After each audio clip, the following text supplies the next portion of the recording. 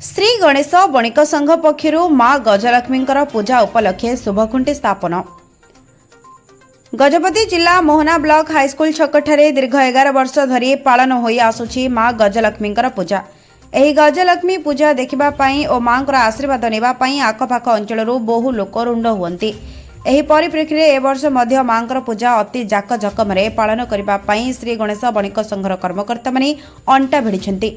आज पूर्वाह्न समय माँ गजलक्ष्मी पूजा मोहना हाईस्कूल छकठारे श्री गणेश बणिक संघ कमिटी वृंद एवं सदस्य मानकर उपस्थित एवं साही बासिंदा सहयोग में आसंता 16 तारिख में हेबाकु रहितबा माँकर पूजा पाई वरिष्ठ पुरोहित शिवशंकर पंडा जहाँकि यथारीति अनुसार माँकर पूजार्चना करिथिबा बेले पूजारे कर्ता भाव वृंदावन सामंतरा एवं सेवथी जोग देथिले।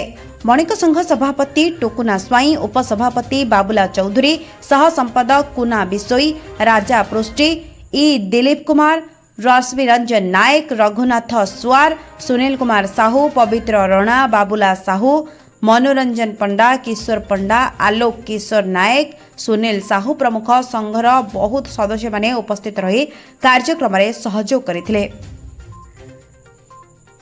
गजपति पंचानन दास का रिपोर्ट ओम टीवी ओडिशा।